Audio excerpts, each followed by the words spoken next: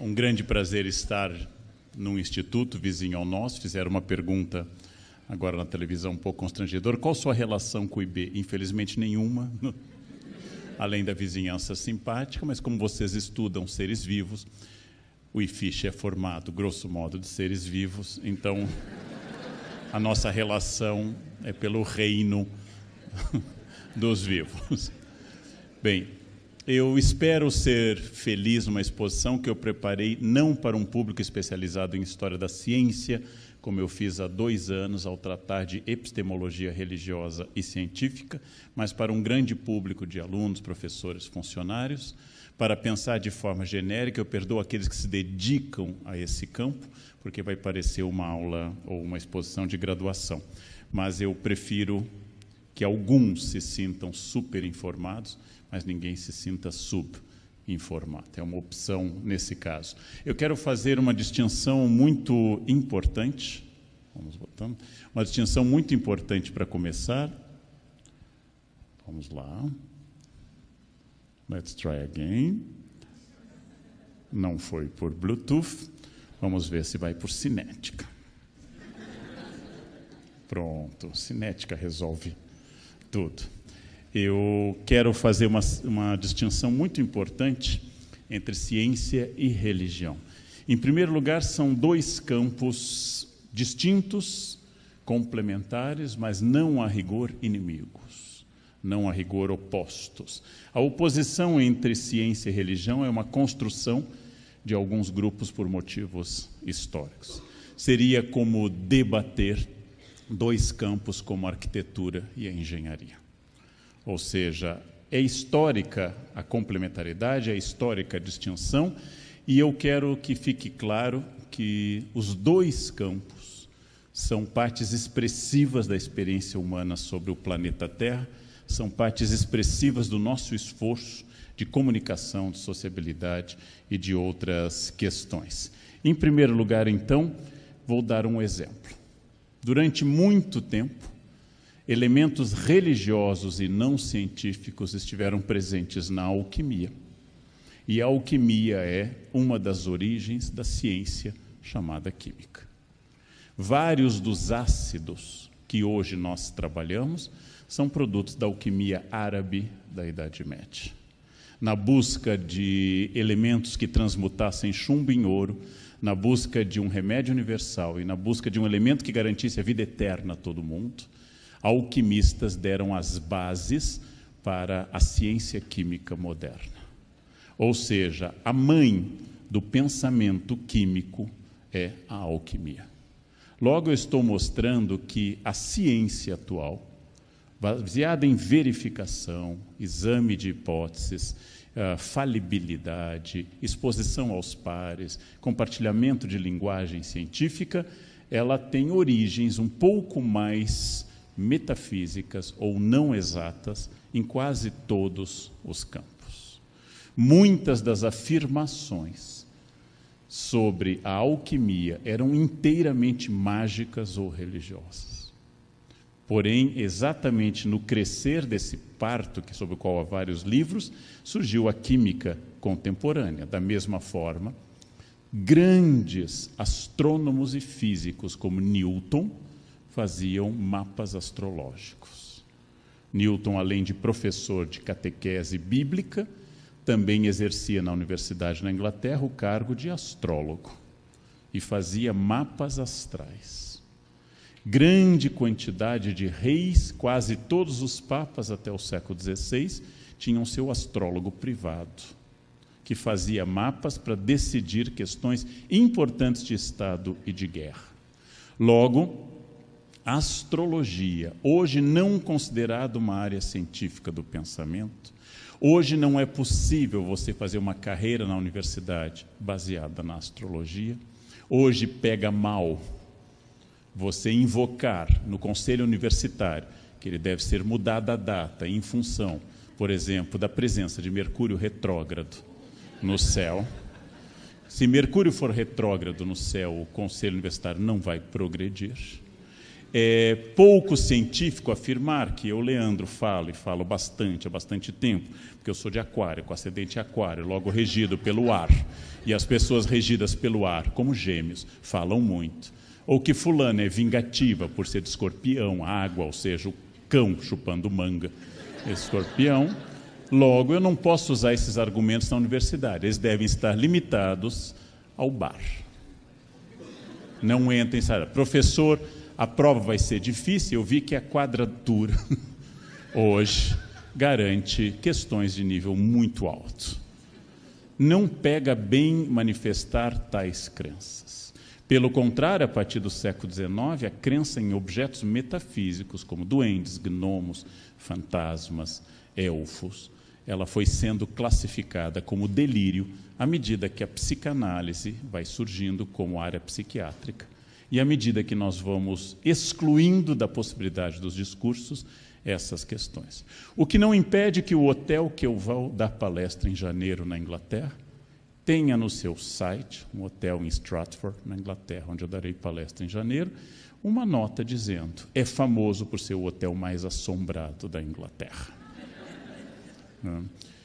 Então, eu tenho, entre outros chamativos para esse hotel, o fato de que, além de colegas, eu posso encontrar fantasmas, o que me alegraria muito mais, claro, os segundos do que os primeiros. Então, a passagem da astrologia para a astronomia foi um processo em que os astros deixam de reger a vida dos homens e passam apenas a ser estudados em função das revoluções de Copérnico, de Kepler, de Galileu, de Newton e de todo o progresso do século XIX e XX. Porém, atrás de toda a simbologia de Mercúrio, Marte, Sol, atrás de todo o esforço de representar o universo, está um esforço que na origem foi astrológico. Não havia nenhum debate sobre isso na Mesopotâmia, quando foram inventados os mapas astrais ou as previsões astrológicas. Ensinei como assessor de uma novela histórica que na Índia existe uma característica astrológica, os indianos são profundamente ligados à astrologia em geral, que é quando está dito no mapa astral que uma mulher, ao casar, romperá, não será feliz no primeiro casamento, a família tem um recurso mágico para pular essa maldição. É fazer a mulher se casar com uma árvore, celebrar o casamento e logo em seguida divorciar. Assim se pula a maldição do primeiro casamento e ela pode fazê-lo. Ensinei isso e isso apareceu na novela, inclusive, ainda que na Índia tem que ser um pé de sândalo, na novela foi uma bananeira, mas tudo isso é uma questão da passagem do pensamento mágico para o pensamento chamado científico. Eu estou dando exemplos que as barreiras muito claras entre ciência, religião, magia, metafísica e pensamento científico são barreiras muito mais recentes do que a gente supõe. Muitos dos tratamentos médicos consagrados até o fim do século XVIII eram absolutamente mágicos. Por exemplo, sangrias. Sangrias ensinadas na Universidade de Paris, na Universidade de Oxford, na Universidade de Coimbra. Sangrias que tinham como efeito lógico, você tem febre. O que é febre? Excesso de um dos 4 elementos na teoria de Galeno. Você tem excesso do elemento sanguíneo, logo tem que retirar sangue. Tenho febre, o médico retira, mediante sanguessugas ou corte arterial, retira mais de 1 litro de sangue rapidamente. O resultado quase sempre é o desmaio, e o resultado da queda de pressão é que a pessoa dorme e acorda, em geral, curada da febre, porque as febres não são permanentes. Pelo princípio de que nenhuma doença é permanente, ou a doença ou o portador se vão, a pessoa amanhece sem febres, viu? Foi a sangria. É o caso de você ter uma causa médica, um procedimento médico com um efeito perturbado. Eu digo isso porque até hoje, em pleno século XXI, domina na sociedade uma série de explicações não científicas. Como? Não vou fazer vacina para a gripe porque eu fiz e fiquei gripado. Esse é um pensamento mágico. Não pegue frio, porque você vai ficar gripado. Logo, é no frio, nos miasmas do frio, teoria médica antiga, nos miasmas vinham as doenças, é no frio que está a gripe, e assim por diante. Os pássaros não pegam peste bubônica. Logo, durante os ciclos de peste, os médicos usam bicos de pássaro. Por quê? Similaridade de pensamento. Os pássaros não contraem o Yersinia pestis, não contraem o elemento da peste, logo os pássaros são imunes, o bico deve ser a causa. Mas também é bom colocar o algodão com cânfora no nariz, porque aí o vírus não penetra, a bactéria não entra com algodão com cânfora. Todas essas são medidas típicas de um pensamento mágico, e mesmo lembrando uma outra questão da área dos senhores e das senhoras, religiosos como Agostiniano, Padre Mendel, na Áustria, passaram a vida no convento cultivando ervilhas e descobrindo quais eram os recessivos e quais eram os elementos dominantes. Infelizmente, Mendel, escrevendo, nunca se comunicou com um contemporâneo seu, que era Darwin, e eles teriam muito a dizer um para o outro. Mendel escreveu em alemão, Darwin não lia alemão e jamais contratou um assistente que lesse, apesar de ser um homem rico. Mendel ficou deduzindo coisas que teriam ajudado muito ao inglês. Teria sido um avanço ainda maior se os dois tivessem tido um encontro científico em algum momento. Mas era um religioso que nunca, em nenhum momento, o agostiniano Mendel pensou que seu trabalho ofendesse a religião ou fosse contrário aos desígnios de Deus, a da sua ordem e da sua instituição religiosa. Então, esse choque não era tão evidente, e hoje, inclusive, nós temos nos institutos como as PUCs, nós temos uma área chamada não mais teologia, mas ciências da religião, que, utilizando sociologia religiosa, filosofia da religião, literatura religiosa, faz estudos muito próximos da área de humanas, de ciências, estudos quantitativos, com grupos de verificação, etc., chamados ciências da religião. Nenhum aluno desses cursos da PUC, que são instituições pontifícias, ou seja, gerenciadas por um chanceler que é um bispo, nenhum desses institutos daqui de Campinas ou de São Paulo pode dizer que seu trabalho foi inspirado, por exemplo, em Deus. Mas tem que ser inspirado em literatura, em conceitos, como se fosse um trabalho do IFISH de história ou de literatura. Logo, está em alta a ciência, só que essa alta, às vezes, esconde o fato que, na origem, muitos grandes cientistas, matemáticos e filósofos, como, por exemplo, Pitágoras e Tales de Mileto, tinham profundas práticas religiosas.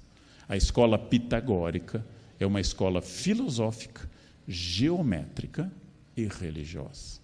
E a Pitágoras nunca foi cobrado, inclusive ele faz uma carreira de muito sucesso, nunca foi cobrado de Pitágoras que tomasse partido. Você é um religioso ou você é um filósofo. Pitágoras era um sábio, ele era um homem amigo da sabedoria, um filósofo. E a palavra filosofia tem uma dupla origem, a mais conhecida, que é amigo da sabedoria, filosófos, mas também envolve a questão dos cultuadores da serpente, dos amigos do culto da serpente, ou seja, de elementos órficos, como a gente chama, elementos religiosos. Pitágoras, por exemplo, acreditava em reencarnação. A escola pitagórica proibia o consumo de favas e outros vegetais, porque as favas podem conter as almas dos mortos. Isso dito por um cientista e um geômetra. Uma das piadas mais antigas da Grécia era na comédia, o comediante se entupir de favas, que tem um efeito poderoso sobre a produção de elementos de flatulência, e no palco flatar, comentando que uma alma estava escapando da sua prisão. Essa é uma comédia, essa é uma piada de 2.500 anos, né? Essa é piada erudita sem graça. Onde começa um ligeiro atrito entre ciência e religião? Ele começa no processo de Sócrates, porque Sócrates é acusado pelos seus detratores de ser impiedoso, de desviar os jovens do culto aos deuses.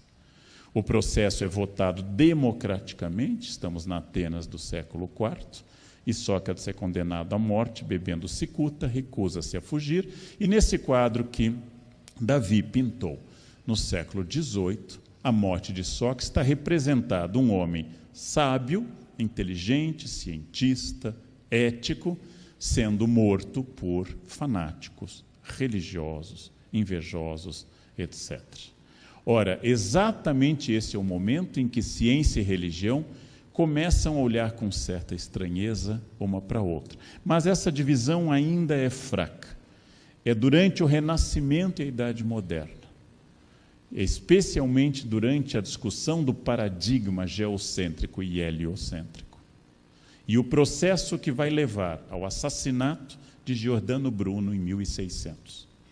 E ao processo contra Galileu durante muitos anos, e o silêncio de Galileu, é que começa essa ideia de que igreja, representante das religiões, é inimiga da ciência.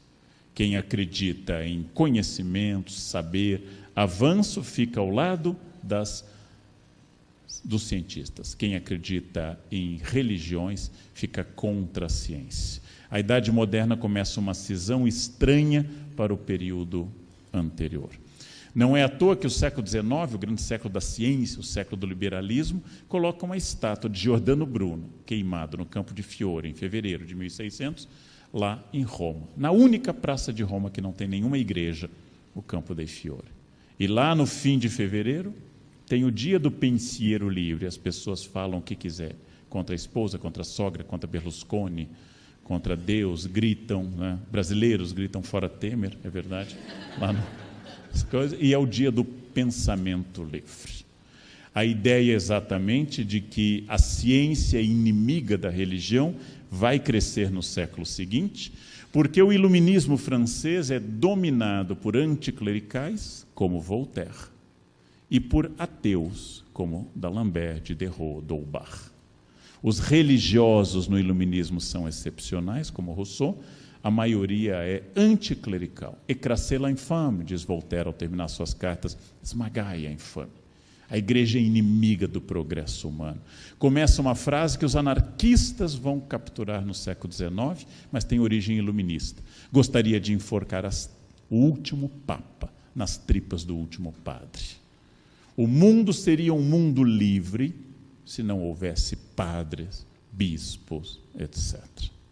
Esse é um pensamento absolutamente iluminista. A crença na razão, a crença de que o futuro da humanidade, especialmente num iluminista menos conhecido, Condorcet, que o futuro da humanidade seria brilhante. Quanto mais houver ciência, mais o homem será livre, sadio, pesquisador, aberto ao novo, menos obscuro, menos tomado pela superstição. Voltaire falava disso. Os grandes iluministas falavam disso. A Igreja combateu a enciclopédia, o Estado, Luís XV, proibiu a enciclopédia se espalhou pelo mundo inteiro, o Brasil inclusive, e este é um momento de otimismo da razão, do qual Condorcet é o símbolo maior. Agora vejam, num Estado que é o Reino Unido, um cientista estável financeiramente por herança do pai e por boa administração dos seus bens, Charles Darwin pegou todos os dados da sua famosa viagem do Beagle e adiou muito a publicação da origem das espécies. E só publicou quando ele teve certeza que outros cientistas estavam perto de publicar. Para quem trabalha com história da ideia do evolucionismo, isso é um dado óbvio. Para quem não é do campo do evolucionismo, eu recomendo a próprio livro, A Origem das Espécies, mas eu recomendo muito a biografia recente do Paul Johnson sobre Darwin, que é muito simpática. Bem, Darwin tinha medo da igreja. A publicação fez um certo sucesso e a grande briga não ocorre durante a vida de Darwin, mas ocorre na geração seguinte.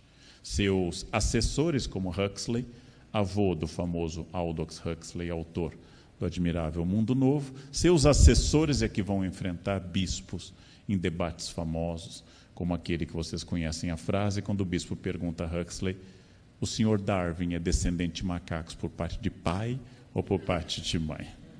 E a fantasia científica de que Darwin em algum momento disse que nós descendemos de macacos, ela grudou nas pessoas. Isso é repetida. Essa é uma asneira repetida até hoje, que não se encontra no texto da origem das espécies.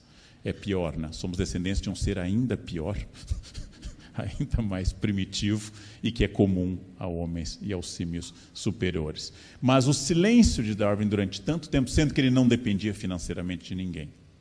Ele era um homem rico, não dependia financeiramente de ninguém.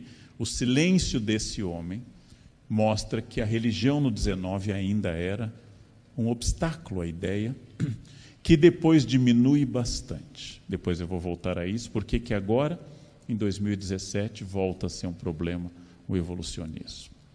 Volta a ser um problema. Bem, liberais, ou seja, aqueles que são a favor de um Estado laico, e instituições variadas, como carbonários, a maçonaria, etc., veem no Papa Pio IX na Igreja Católica. O Papa Pio IX tem um reinado gigantesco, não? Veem no Papa Pio IX na Igreja Católica o atraso. E bulas desse arquiconservador Papa, bulas em que ele declara democracia, marxismo, socialismos, evolucionismo e tutti quanti como heresias. Essas bulas ajudavam a reforçar isso. A ciência era o futuro, a igreja era o passado. Não foi a primeira vez, mas foi a etapa mais forte que alguém disse: a religião católica vai desaparecer no máximo em 100 anos, porque o progresso da ciência vai dominar e as velhas superstições vão desaparecer. O ponto máximo desse otimismo, o período da chamada Bela Época, la Belle Époque, se dá com duas exposições universais. A de 1889, que comemora os 100 anos da Revolução Francesa e constrói a Torre Eiffel, que pelos próximos quase 50 anos é a estrutura humana mais alta do planeta. E na exposição aqui representada de 1900, só para vocês terem uma ideia, em 1900, Paris atrai 54 milhões de visitantes a essa exposição.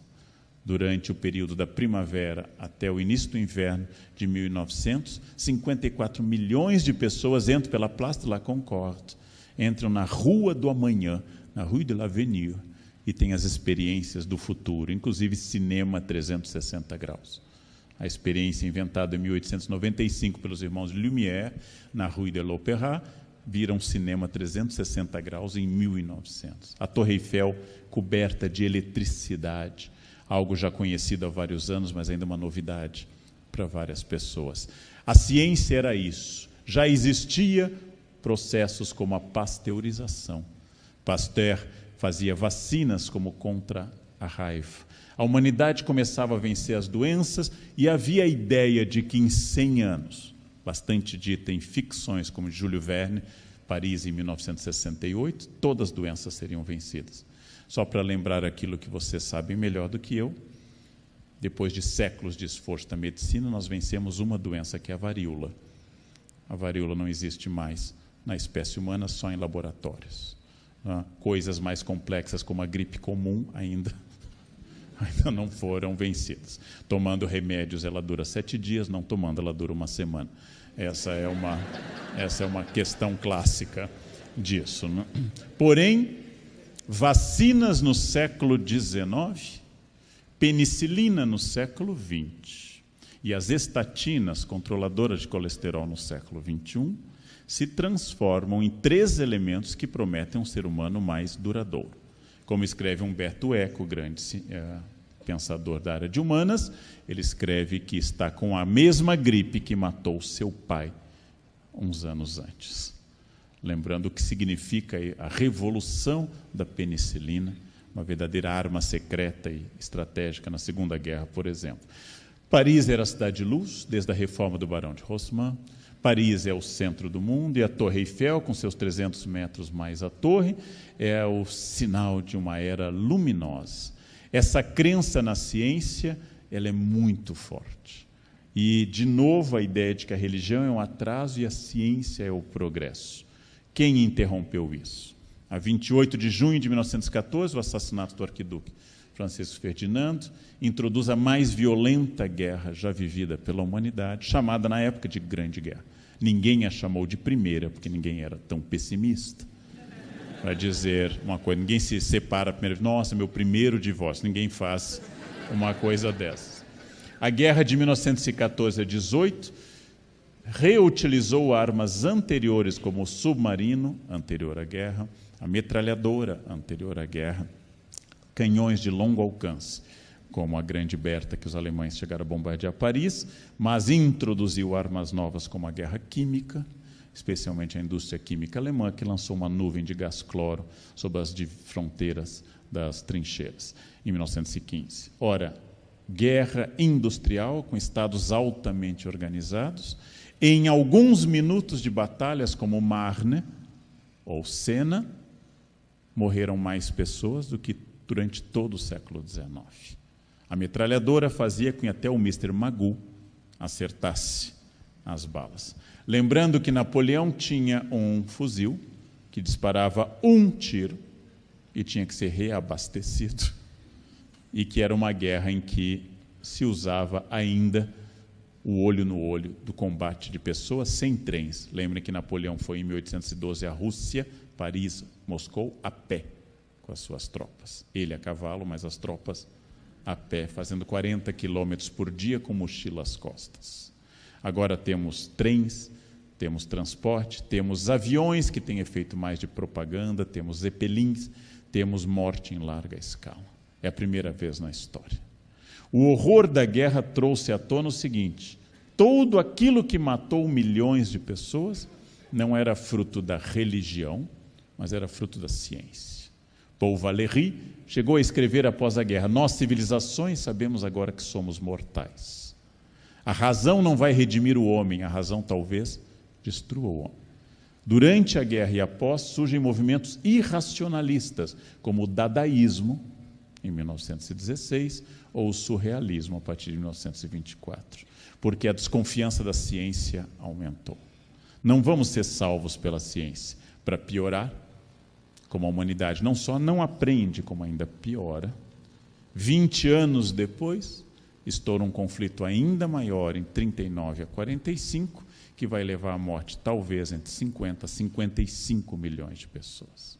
Agora, bombardeios de áreas civis, Varsóvia na Europa, Xangai na China são os primeiros objetos disso, execuções e genocídios. A Primeira Guerra havia levado ao genocídio de armênios, a Segunda Guerra leva ao genocídio de judeus, testemunhas de Jeová, homossexuais, comunistas, negros da Alemanha e assim por diante. A Segunda Guerra introduz morte em escala industrial e racional, e os campos de concentração, como que aqui está representado Auschwitz, com o uso de um pesticida barato, o Zyklon B, consegue um único campo produzir 1,5 milhão de mortos nos seus 3 anos de exercício de morte. O campo é mais antigo, mas só nos 3 anos finais implantou a solução final.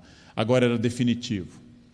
A ciência não resolveu nada além da varíola, mas criou problemas inteiramente novos. E a guerra é encerrada em agosto, setembro, com um cogumelo atômico. A partir daqui, 2 cidades, Hiroshima dia 6, Nagasaki dia 9, 2 cidades vão enfrentar aquilo que na década seguinte piora com a bomba de hidrogênio. O mundo pode ser encerrado pela ciência. Faltam aos homens Deus no coração. O século XX, ao invés de ver o declínio das igrejas, viu a ascensão das igrejas. A ciência é um apelo médico, é um apelo de pensamento, mas Deus continua com força. E esse processo, por vários motivos, continua até hoje. Quando eu era criança, não havia nenhuma televisão evangélica ou rádio evangélico no Brasil. Não, hoje há alguns. O resultado, nós tivemos um avanço. Começa aquilo que a obra lá atrás de Mary Shelley, a inglesa que escreveu À Beira do Lago de Genebra, a obra Frankenstein, ou O Prometeu Moderno.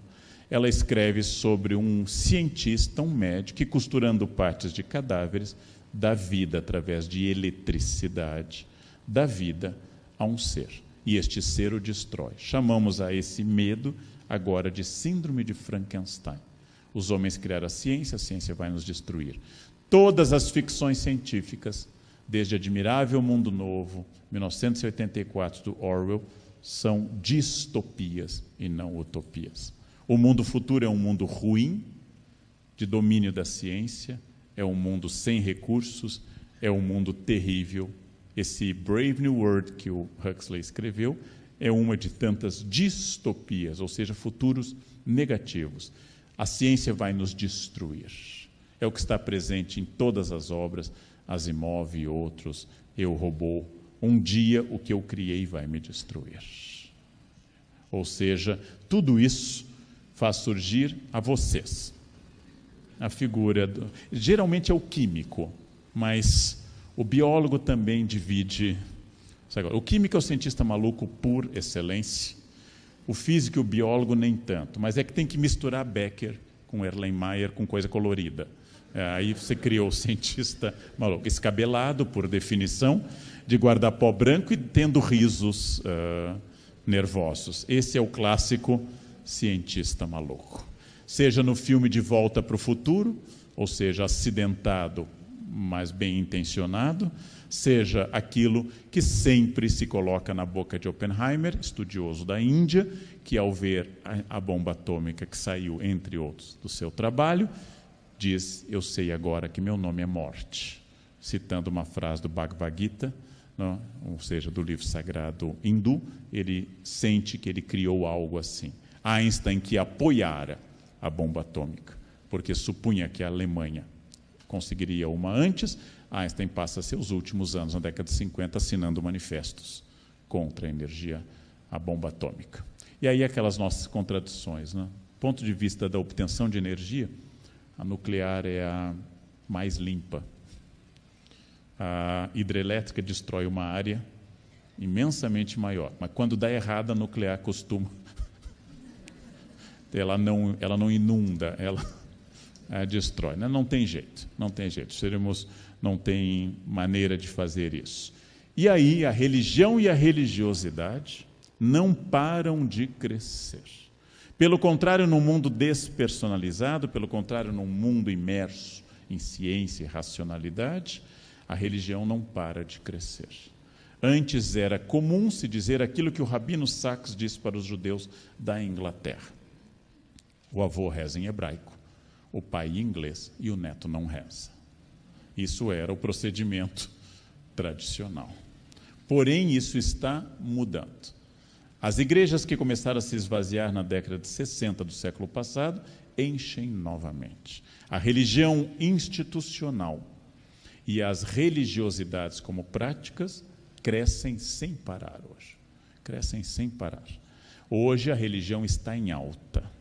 A religião está na moda. E ela consegue fazer em 2017 coisas que ela não conseguia fazer em 1917 ou em 1817. Ela fecha exposições de arte. Por quê? Porque ela está com força. Ela está com força. A média das pessoas está convencida que precisamos de mais religiosidade, mais Deus. Pesquisa de uma revista brasileira comprova que dos preconceitos tradicionais quanto a mulheres, negros, homossexuais e ateus de longe são os que menos têm confiança. Eu votaria, é a conclusão da pesquisa, num candidato homossexual, negro ou qualquer outro, mas não num ateu. O ateu começa a ser visto de novo como um pária, como era na Idade Média. As pessoas perguntam, com frequência a mim, em palestras sobre religião, como é que você consegue ser ateu e ético? A minha resposta é sempre a mesma. Considerando a história das religiões, a pergunta tem que ser feita a você. Como você consegue ser religioso e ético? Considerando a tradição religiosa e a biografia das religiões, é isso. Na verdade, eu discordo de grandes nomes do ateísmo contemporâneo, como Christopher Hitchens e o Dawkins, que dizem que o mundo sem religião é um mundo de paz e harmonia. Os maiores massacres do século XX foram feitos por estados ateus, União Soviética e China comunista. Estados feitos por católicos, como Hitler na Alemanha e Mussolini. Na Itália, mataram bastante. Logo, Deus ou não Deus não afeta a nossa vontade de matar. Nós gostamos de matar. Usar Deus ou Estado, ou a limpeza étnica, é o fato de que, havendo Deus ou não havendo Deus, nós matamos. Mata-se em nome de Deus, Inquisição, mata-se contra Deus, União Soviética.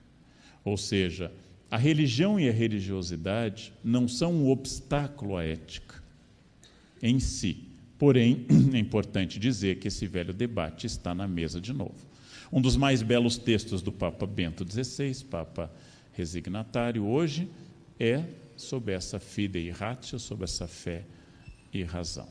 É um debate se a fé atrapalha a razão ou se a razão atrapalha a fé. A rigor, não.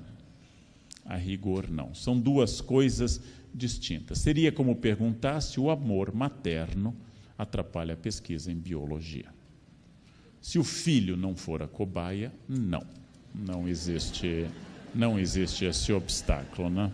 Se o filho for o alvo do experimento, aí pode atrapalhar. Fé pertence a uma categoria da linguagem humana e da sociabilidade humana das mais antigas.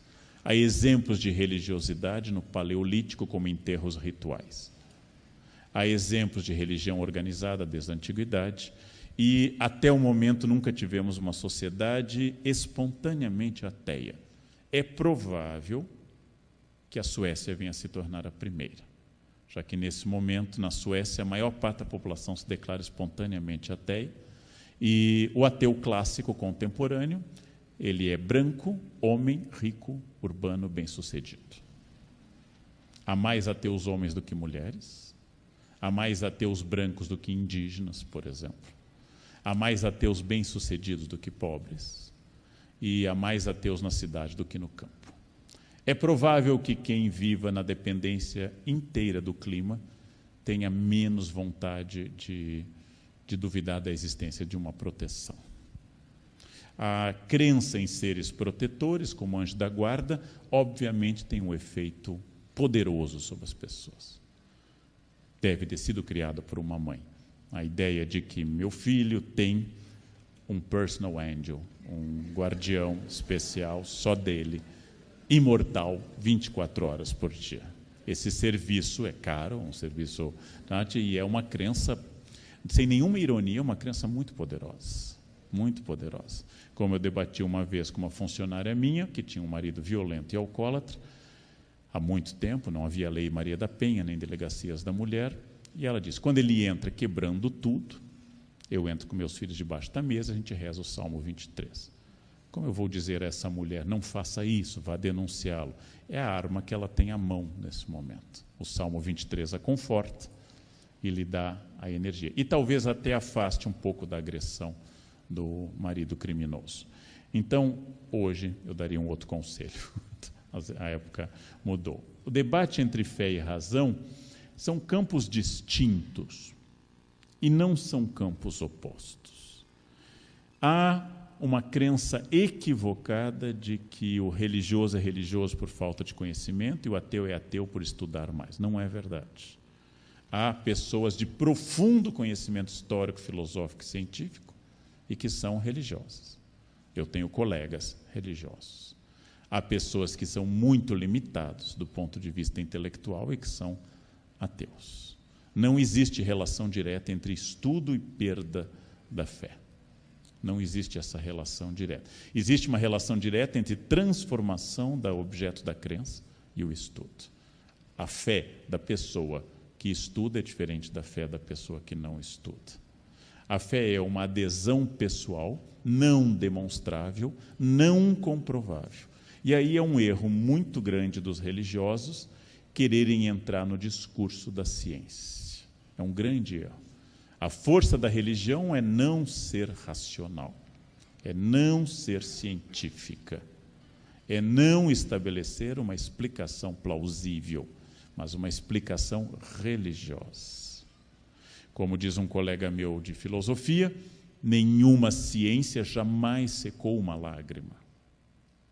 Ao ver uma pessoa que perde um filho, eu posso chegar e dizer e consolar cientificamente. Seu filho tinha a presença de carbono na Constituição.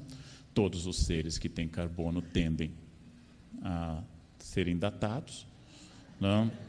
Ele seguiu o destino natural da espécie, a senhora também e eu também morreremos, não? E não há por que lamentar, porque a morte é inevitável, então ela é parte da matemática exata da vida, a sua lágrima é inadequada. Não? Pronto, essa mulher agora está tranquila, ela me entende, ela fica feliz. Provavelmente não. Seria melhor eu dizer, Deus chamou para si os bons primeiro, chama os bons primeiro, Ele está nos olhando agora, Ele está bem, vamos nos reencontrar. Não? E o seu amor permanece com Ele, porque Ele é um anjo, Ele é uma estrela do céu agora, Ele está conosco, eu sinto a presença dEle. Ele está feliz e sabe que a senhora fez tudo por Ele. Isso consola. Eu tenho estudado cartas mediúnicas e é impressionante o poder terapêutico dessas cartas. Nenhuma me convence do poder científico, mas todas me convencem do poder terapêutico. Para o desespero de uma mãe que perde um filho, uma carta psicografada desse filho resolve uma angústia gigantesca. Nós, olhando de longe, eu posso ver que aquela carta, como eu posso psicografar agora, a carta de qualquer parente morto, de vocês, e escrever, como eu tenho 4 cartas psicografadas do meu pai, com as quais eu concluo que a morte abala muito o domínio gramatical das pessoas, posto que meu pai era professor de latim e advogado, mas após morrer começou a ter problemas de concordância brutais.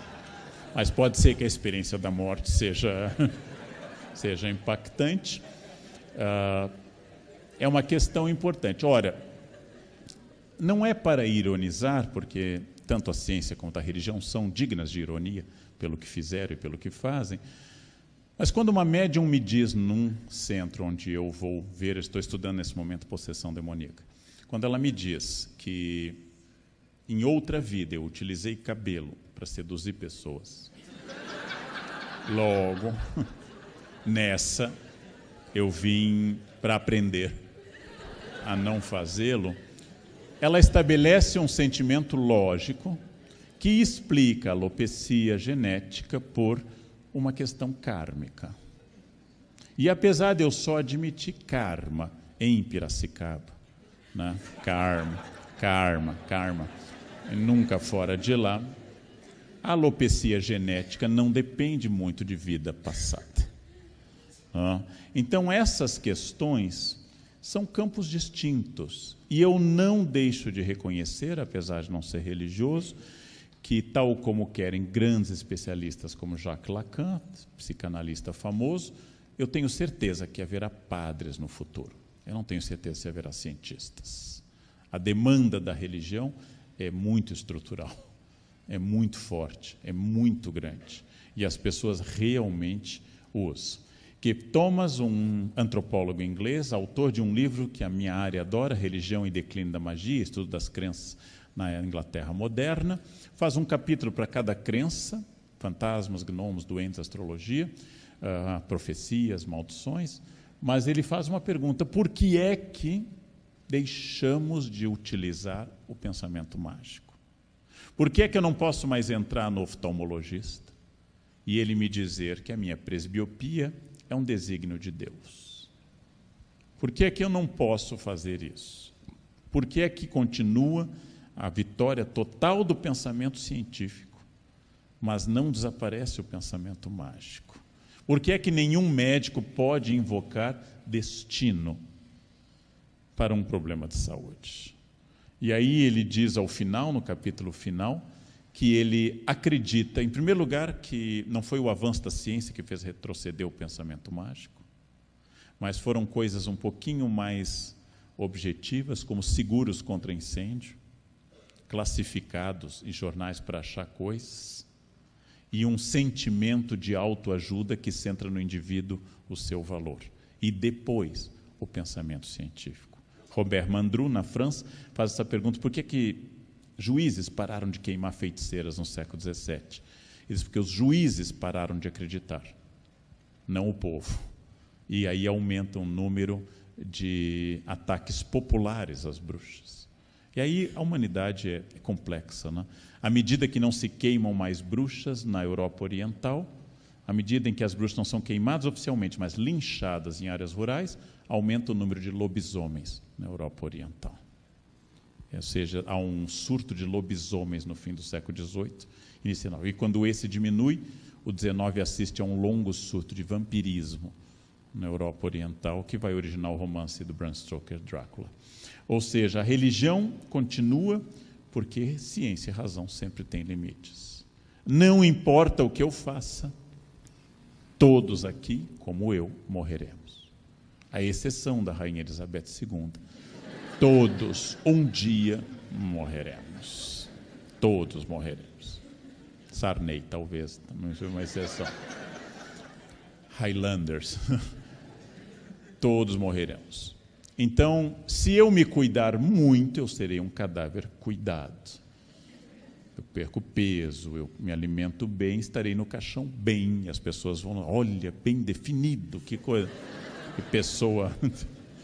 Se eu acordar cedo, só tomar água e nunca beber muito, eu vou estender minha vida. Bom, e assim por diante. Ou seja, nada impede a morte. Haverá um momento que eu, Leandro, vou me deparar com a figura da morte.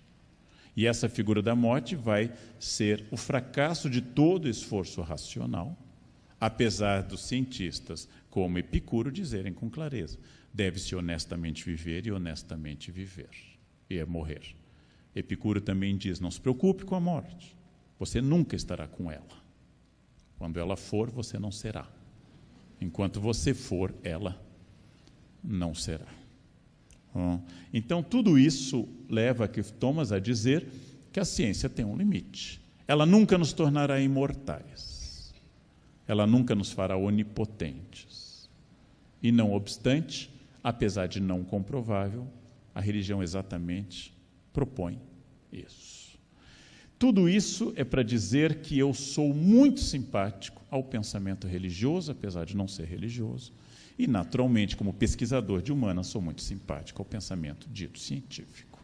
Com todas suas ambiguidades e seus limites, com todas as suas violências, os dois fazem parte da espécie humana.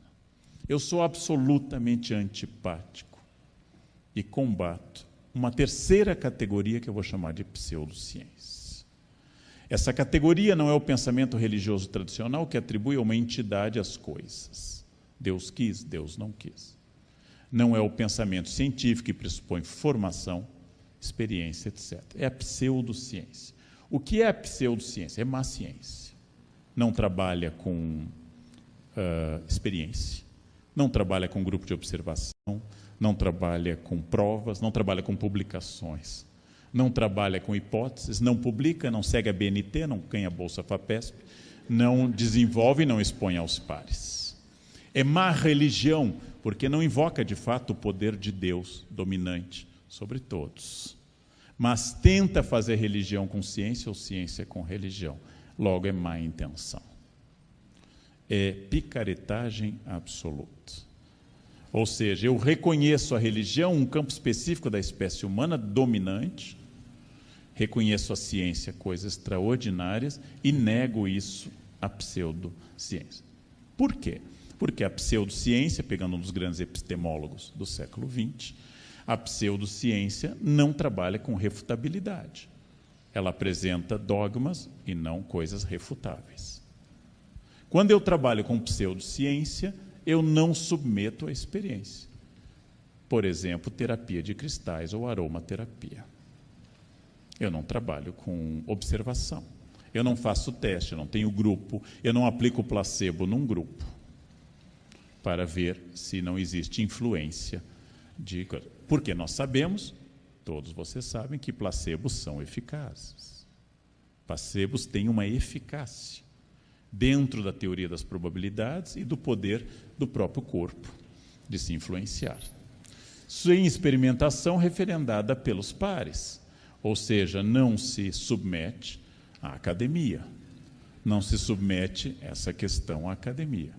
São terapias alternativas que nada são Vejam, eu não tenho problema nenhum se você, doente, pede a um grupo de oração que impõe as mãos sobre você.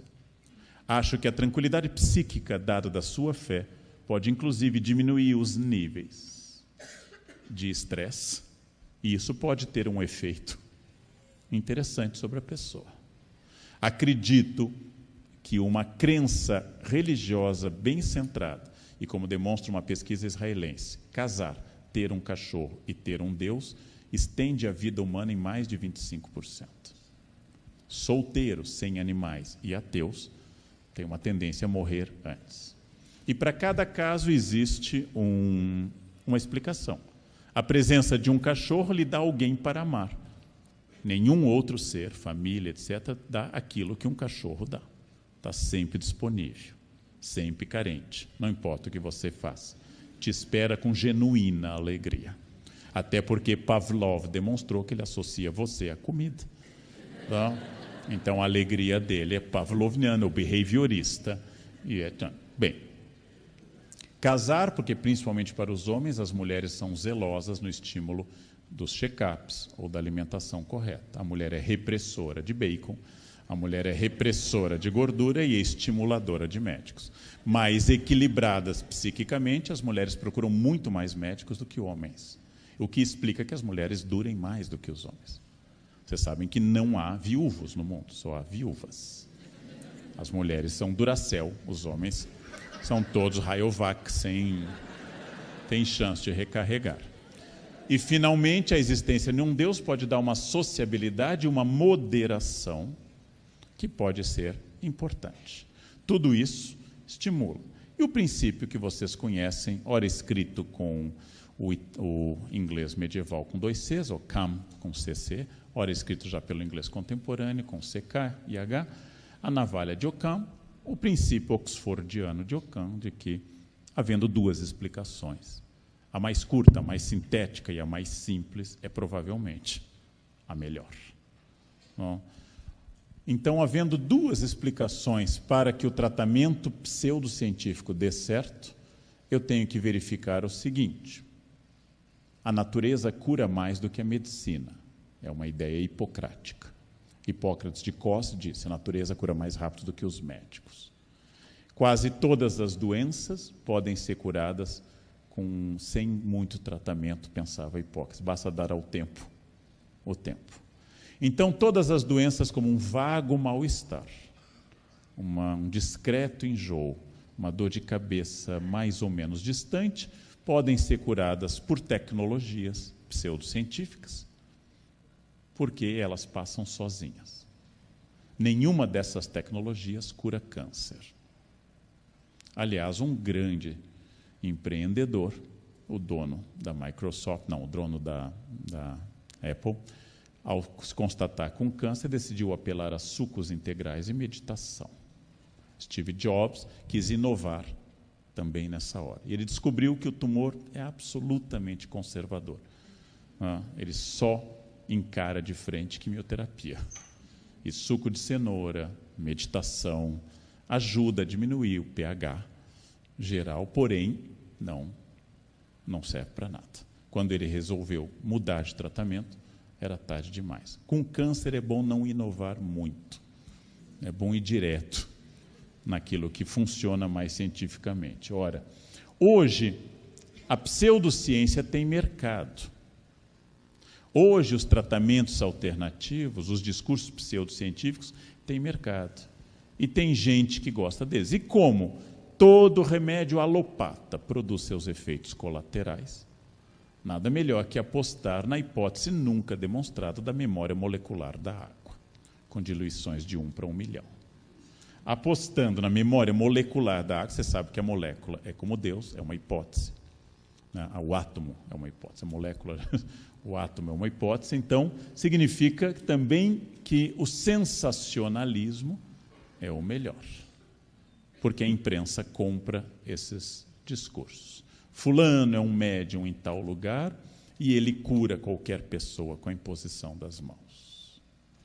Da mesma forma, é uma busca de autoridade dos 2 mundos. Porque se eu for a um médium, como eu já fui a muitos, e é um dos mais famosos do Brasil entrevistar, eles recomendam que você continue a quimioterapia, porém, faça tais e tais orações e volte àquele lugar em Goiás regularmente. Você é curado, quem curou? O médium.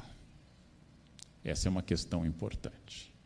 Bom, então, ela é autoconfirmatória também. No século XIX, tem duas coisas que mostraram essa transformação. Até o século XIX havia preconceito, como em todo o período colonial. No XIX, cientistas tentaram dar base ao preconceito, pseudociência. Gobineau, na França, e outros. Passaram a dizer que, de fato, o cérebro humano se desenvolvia de formas variadas e que africanos tinham menos capacidade do que europeus, coincidindo com os interesses do imperialismo. Então, o velho e assassino preconceito virou um novo e assassino racismo. Qual é a diferença do racista para o preconceituoso? Ambos são idiotas. Porém, o racista é aquele que procura explicação científica. E isto é pseudociência. Qual é a diferença do antijudaísmo que matou tantas comunidades judaicas na Idade Média? Os judeus mataram Deus. Os judeus são avarentos. Os judeus são isso. Isso é o preconceito moderno e medieval. A partir do século XIX, frutificando na barbárie nazista, os judeus têm um sangue que transmite características culturais de avarez. É o que vamos encontrar, por exemplo, no Mein Kampf de Hitler. Apesar do sangue humano ser o maior argumento contra racistas, ter apenas ser A, AB, B e O positivo ou negativo, os racistas atribuem genes. Por que você é atrasado? Minha avó era de Porto Seguro. A gente nunca está no sangue, a gente atrasa sempre, né? Você é muito pontual, né? Meu bisavô era alemão. Qual é o gene da pontualidade? Qual é o cromossomo específico que cria fixação no relógio? E que forma eu introduzo no Brasil, no Código das Pessoas, esse cromossomo?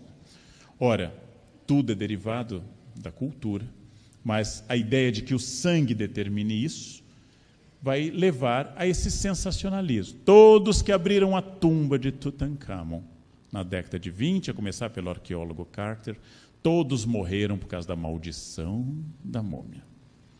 Há uma hipótese de que nós temos fungos e ácaros que, estando presos ali por 4.000 anos, estão um pouco ansiosos. Existe a hipótese que uma câmara mortuária da múmia tenha micro-organismos para os quais nós temos pouca defesa. Não, isso é uma explicação boba científica. É a maldição da múmia. A maldição da múmia, quem mexer em mim, Tutankhamon, vai morrer, é curiosa. Porque todos os faraós, 30 dinastias, foram saqueados. Tutankhamon é o único faraó que foi encontrado intacto. Logo, a maldição da múmia não funcionou com os mais gloriosos faraós, como Ramsés II, mas foi funcionar com um adolescente, babaquinho, assassinado ou morto muito cedo. Lombrosianos. O estudo do século XIX que pretendia ver através da conformação, das circunvoluções do cérebro, se a pessoa era maldosa ou criminosa. Procurava ver, apalpando a cabeça, se o tipo era um tipo criminoso. Faziam exames nas pessoas e tentavam medir, na busca da conformação do cérebro, isso é uma influência de uma biologia totalizante do XIX, como Freud começou pesquisando onde estariam hormônios específicos do comportamento.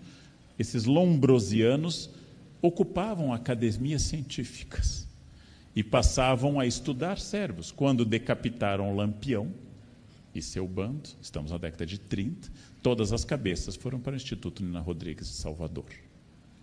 Quando recuperaram o cadáver morto dias antes do final de Canudos de Antônio Conselheiro, sua cabeça foi decepada. Quando Einstein morreu na década de 50, seu cérebro foi fatiado e distribuído por todo mundo para saber onde estaria no cérebro de Einstein algo específico que explicasse sua genialidade. Lombrosianos e a frenologia produziram, inclusive, reflexões como o cérebro feminino é menor em média que o cérebro masculino, e o tamanho do cérebro é um elemento da evolução dos mamíferos, a proporção cérebro-corpo, logo as mulheres são menos inteligentes. Esse tipo de pensamento preconceituoso é diferente da misoginia tradicional. A misoginia tradicional atacava as mulheres, com bases religiosas ou não. Agora é a ciência que busca isso. E é fascinante. O preconceito é uma coisa fascinante. A ciência, quando examina o número de batidas de homens e mulheres, conclui que os homens batem mais que as mulheres os automóveis. As agências de seguro de automóveis, que não são poéticas nem feministas, dão descontos às mulheres, porque as mulheres destroem menos carros do que os homens. Se for um homem de menos de 25 anos, ele é um kamikaze para qualquer agência de seguros. Os dados comprovam de cada 10 acidentes fatais, 7 são provocados por homens, 3 por mulheres. Esses são os números, isso é ciência. E aí as pessoas dizem, vai para casa, Dona Maria, mulher não sabe. O preconceito resiste até à ciência, porque o preconceito é muito forte. Ele é muito forte. Mulher é o sexo frágil. Mulheres têm maior resistência à infecção do que homens, principalmente por causa do sistema geniturinário. Se eu saio à rua e está frio, é minha mulher que deve me dar o casaco. Eu sou mais frágil do que a chance de eu ter pneumonia é muito maior do que a dela. Homem doente, manca. Homem gripado, manca, geme. Homem geme, vai para a cama como se tivesse sido atacado por uma difteria profunda, acompanhada de tétano arqueante, que faz com que o corpo doa. Não? Isso é uma característica, porém, mulher é o sexo frágil. Todas essas questões são de pseudociência. E a mais terrível de todas e recente. Não dá para dizer que Deus criou o mundo há 5.777 anos. Agora, ano novo cai agora, né? 5.778 já. Não dá para dizer isso. Ninguém mais aceita. Então, houve um design inteligente. Deus não produziu o mundo ex nihilo, do nada. Deus produziu a partir de um condicionamento da evolução. Não é possível jogar o alfabeto para cima e que ele caia como poesia. Logo, a natureza não conhece acaso, dizem os adeptos disto. O ser humano é guiado por uma mão. Isso é, grosso modo, tem muito mais do que isso. Eu dei um curso de 16 aulas sobre design inteligente, ele é muito mais do que isso. Mas, grosso modo, é a crença que Deus é uma espécie de ponto alfa que dirige tudo. Uma espécie de grão cientista no laboratório do mundo, não interfere na natureza, mas guia rumo ao seu desígnio. De todas as teorias pseudocientíficas, essa é uma das piores. Essa tem institutos nos Estados Unidos, essa tem pesquisas. Essa busca no cérebro humano qual a parte do cérebro onde está Deus. O que parte do cérebro é ativada pela oração e onde está Deus no cérebro humano. Vou dar um exemplo de uma simpática, absolutamente bobinha, mas inofensiva. A disposição de fluxo de água, espelhos, superfícies com plantas, superfícies úmidas e secas, equilibra a energia do ambiente. Esse estudo oriental de séculos é chamado de Feng Shui. Se fosse interpretado como um estudo estético, de produção de um ambiente bonito, eu seria muito simpático a ele. Os orientais são grandes designers. Mas orientado como uma coisa que contribui para a família não brigar e contribui para o sucesso dos negócios, entramos no campo da pseudociência. Nenhuma pessoa que faz Feng Shui faz teste entre famílias em ambiente com Feng Shui e sem Feng Shui e famílias com falso Feng Shui para fazer o placebo. A pessoa coloca e aí vai no Feng Shui. Vejam, a palavra energia já me causa uma resistência há anos. Energia, obviamente, tem elétrica, magnética, atômica. Não. Dizer, por exemplo, esse ambiente desse hotel tem energia boa. Ele é de luxo, ele é caro. O lençol tem 1000 fios. Não é energia, é preço. É preço. Fulana tem uma energia muito baixa aqui no Instituto. Não, ela é chata. Ela é insuportável. Você tem que enfrentá-la na conversa. Não tem nada a ver com energia. A palavra energia aplicada nesse sentido sempre precede alguém picareta. Vamos melhorar a energia do ambiente com cristais, com incenso, etc. Eu que, além de não acreditar em energia, tenho rinite alérgica, tenho para o incenso um ódio profundo. Mas eu vou mostrar a vocês que isso é um pouco mais complicado. Estive em Hong Kong muitas vezes, e na última conheci esse prédio que tem essas cruzes de Santo André, que é o sede do HSBC. Aliás, um dos primeiros prédios inteligentes do mundo. As luzes se acendem, tudo é automático, elevadores, temperatura. Por que esse prédio custou uma fortuna? Porque ele está no terreno em Hong Kong, onde a linha que desce da montanha até o Porto de Vitória faz um cruzamento perfeito das energias do Feng Shui. E uma empresa capitalista bancária, HSBC, comprou aquele terreno porque ali prosperaria o melhor banco de todos graças ao Feng Shui.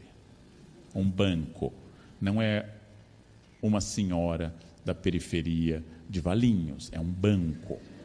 É um banco. Não é um homem de um bairro de São Paulo, é um banco. Então, construído o belíssimo prédio do HSBC, um outro banco ficou mordido, bited com isso.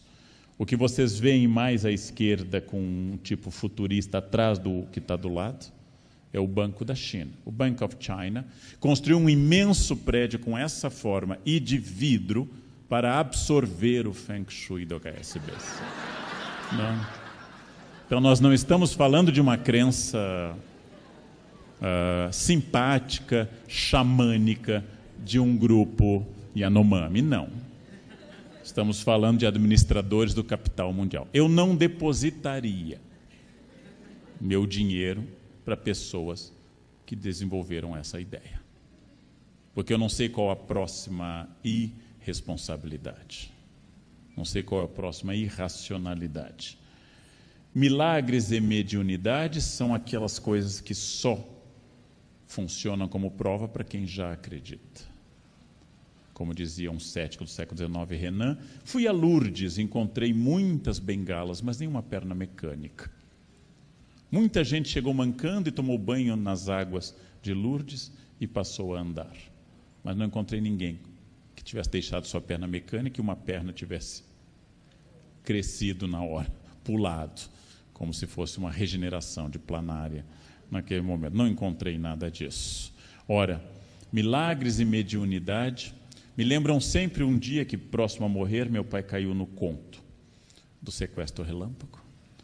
Atendeu o telefone no Rio Grande do Sul e, apesar de ser advogado e especialista em estelionato, a empregada foi testemunha e disseram, sequestramos seu filho. E ele disse, o Leandro?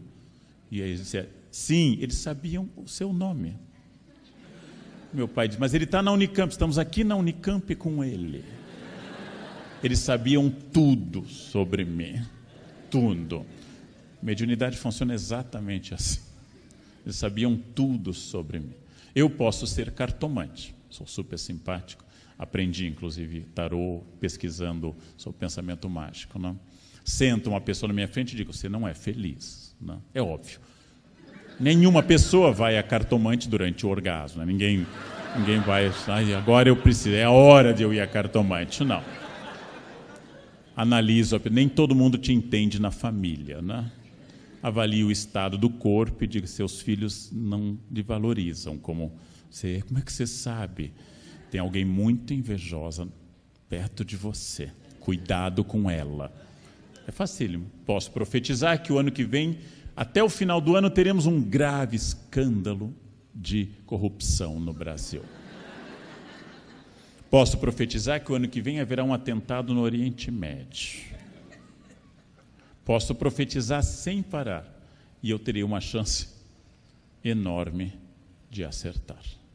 Profecias são termos genéricos que a pessoa faz. Descobri que um homem que profetizou que um avião cairia na Paulista, no ano passado, eu creio. Descobri que esse homem registrou a profecia em cartório. E descobri que ele renova essa profecia todos os dias. E o dia que cair um avião, que matematicamente, sendo a Paulista a área mais alta urbana de São Paulo, ele vai levar aquilo que ele depositou em cartório um ano antes. Eu disse, no dia 14 de setembro, um avião cairia na Paulista. Uma princesa japonesa teria gravado um vídeo na internet dizendo que no dia 21 de dezembro de 2012, data que os maias, que previram o fim do nosso mundo, mas não o deles, curiosamente, previram o nosso mundo, o mundo entraria na quinta dimensão. Pergunta que eu faço como leigo em ciências: o que é a quinta dimensão? O que é a quinta dimensão? Não, o mundo vai entrar na quinta dimensão. Por que nessa data? Ou seja, esses pensamentos podem ser resumidos na arquipicaretagem contemporânea. Não me refiro, é claro, à física quântica, uma das áreas mais promissoras da pesquisa física contemporânea. Eu me refiro à palavra quântica utilizada por quem não tem a mais vaga ideia do que seja quântico. Não, mas eu digo, isso não é racional. É, professor, o senhor está muito preso à física newtoniana. Isso é quântico. Quântico é mais ou menos tudo. O aleatório, o irresponsável, o insensível, tudo é quântico. Não é? Teoria do caos é quântica. Pergunte a essa pessoa que explique sua concepção de massa e de energia, que embasa a teoria quântica. E ela não vai conseguir, mas é quântico. Ou seja, a palavra quântica hoje, de novo, não é a física quântica. A palavra quântica é o exercício principal da picaretagem, porque aquilo que não possui explicação lógica atual, e temos várias coisas assim, só pode ser explicado por meios metafísicos ou religiosos, ou de pseudociência, o que é um equívoco. Eu não sabia como se formava raio, e eu não sabia o que constituía o raio.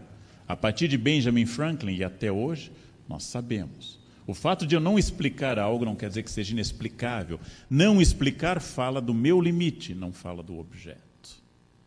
Como eu disse, dando um curso de tradução bíblica, ao falar uma coisa, um senhor disse: isso eu nunca ouvi falar. Eu disse: bom, isso fala do senhor, não do que eu disse, né? Eu não ter ouvido falar quer dizer que eu não estudei aquilo, e não que aquilo seja certo ou errado. Então, essa é uma questão importante. Exemplo, debate que eu tive com um pastor. Terremotos, como nós sabemos, Mateus 25, são sinais claros que o mundo está acabando. Quando houver mais terremotos, o mundo está perto do fim. Século 20 e 21, tivemos uma explosão enorme do número de terremotos. Logo, é sinal claro que estamos perto do fim do mundo. Terremotos são a prévia do apocalipse. Nevar no deserto, 1/3 das estrelas do céu cair, etc. O mundo está acabando. E um pastor me pergunta em público num debate: ao que o senhor atribui o aumento, tamanho de terremotos? Ele deu um número que eu não sei de onde saiu. No século XIV foram 100, só no ano passado 1.500. Eu não sei de onde veio esse número. Ele me perguntou: ao que o senhor atribui? Eu disse: ao sismógrafo. No século XIV não se media terremoto. Apesar de haver um sismógrafo chinês fascinante no Museu de Ciência de Beijing, que são sapos com bolas de jade, e à medida que os sapos tremem, as bolas vão caindo, medindo a escala do terremoto. Apesar de haver um protótipo de 1874 sismógrafo, só no século XX nós temos um domínio do sistema de deslocamento das placas continentais. Logo, um terremoto na Patagônia em 1400 não seria medido na Europa, nem sentido, nem noticiado. Hoje, um terremoto em qualquer lugar do mundo, ele é medido mundialmente. A ciência é falha. Este homem, Egas Moniz, português, ganhou o Prêmio Nobel por lobotomia. Não dá para condená-lo, seria uma injustiça. No momento que não havia medicamentos psicotrópicos ativos para pessoas perigosas e agressivas, no momento que uma pessoa esquizofrênica representava risco para ela e para as pessoas, não havia nenhum medicamento, a pessoa podia ser encarcerada. Ou Egas Moniz inventou uma cirurgia que, por meio da introdução de algumas coisas pela fossa nasal, atingia áreas do cérebro que tornava a pessoa uma samambaia. E isso lhe deu o Prêmio Nobel de Medicina, o único que Portugal recebeu nesse campo. Hoje, é proibido por lei fazer lobotomia. Na época era um avanço, eu não condeno o Dr. Egas. Tão popular ficou que uma das filhas do Kennedy, da família Kennedy, sofreu lobotomia. Ora, hoje nós temos medicamentos de controle, por exemplo, de delírios persecutórios. Não tínhamos isso. Mas a ciência, como definiu Einstein, é o estado atual dos nossos erros. No Ocidente, a religião trabalha com o absoluto e autoconfirmatória. Ou seja, eu rezo para tirar na Mega Sena, não tiro. É porque não era para eu tirar, não era minha hora. Deus sabe o que faz. Deus tem Parkinson e escreve certo por linhas tortas. Essa é uma característica de Deus. Nunca é culpa de Deus. Já na ciência sempre é culpa da ciência. Estou com dor de cabeça, tomo Neosaldina, não funcionou, troco de remédio. Sou empírico. Rezo para o meu filho se curar, ele não se cura, era a hora dele. Essa é a diferença a favor da religião, inclusive. Pseudociência não é isso, é pura picaretagem. Pseudociência, mesmo bem intencionada, é perda de tempo, perda de dinheiro. É um discurso idiota e é um discurso que escraviza as pessoas a uma metáfora e a uma esperança inexistente. Assim, diria que a ciência ela é necessária para todos hoje. Inclusive os religiosos apelam à ciência médica ou a outros campos de ciência. E a ciência pode crescer e se tornar melhor se aprofundar o debate dela com a ética. Muitos campos científicos prescindem da ética e são perigosos. Ciência precisa de ética. Estive numa banca da Unifesp, o presidente era um médico, porque só havia médicos na Unifesp. O presidente da banca tem que ser um titular, banca de concurso de professor, estavam abrindo um curso de história. E a gente demora em história demorada para decidir. E o médico, um famoso nefrologista, se irritou e disse: professor, se a gente demorasse tanto no hospital para decidir, os pacientes estariam todos mortos. E eu disse: pois é, doutor, a minha vantagem, todos os meus pacientes estão mortos, eu sou historiador, você não tem ninguém vivo, meu objeto de trabalho é necrológico, ele nunca reclama, eu jamais serei processado por um dos meus analisados, até que eu trabalho com o século XVI. A religião é necessária para aqueles que supõem que ela seja necessária. É difícil eu passar uma vida sem ciência, mas eu posso passar uma vida sem religião. Mas entendendo que ela seja necessária, ela é necessária. E ela ganhará muito se ela se afastar de fundamentalismos, de dogmatismos, e entender que a essência das religiões ocidentais é a tolerância e não a intolerância. A pseudociência é desnecessária e sempre perigosa. Ela sempre desvia de um objeto e nem se faz boa ciência médica, nem bom pensamento religioso. Tudo isso é para dizer que eu sou uma pessoa sem pensamento religioso, que estuda religiões com muito afinco e com muito gosto, e tenho grande prazer em ler textos e acompanhar práticas religiosas. Considero que uma ciência ética é fundamental para a humanidade, para o progresso da humanidade, e acho que pseudociência deveria ser proibida. Mas como eu amo mais a liberdade de expressão do que odeio a pseudociência, então ela pode continuar desde que não seja perigosa, não envolva alguma questão. Mas eu quero ver crescer uma religião tolerante e quero ver crescer uma ciência ética. E gostaria que todo mundo que trabalha com fadas, com karma, com cristais, com coisas quânticas, enfiassem esses cristais na sua vida e não cobrassem por isso ou fizessem isso para os outros. É simpático ver tarô. Se o futuro existisse, como o futuro ainda não existe, não é possível adivinhar o futuro. Mas é claro, porque eu, Leandro, tenho uma visão linear de tempo, já na física quântica, o futuro já existe. E assim por diante. Não? Bem, essas eram as questões para explicar de uma forma geral, e eu recomendaria o grande cuidado para encerrar. A internet tornou todas as pessoas autoridades em todos os campos. Todo mundo que abre uma conta no Face ganha imediatamente um doutorado em citologia, em história, filosofia e direito constitucional, obviamente. A opinião passou a ser sagrada porque é minha, e não porque ela é fruto de uma questão. Eu recebo diariamente pedidos de debate público por pessoas de 16 anos. Quero ver você debater religião comigo. Um menino que, quando nasceu, eu já estava sentindo os primeiros efeitos do declínio físico.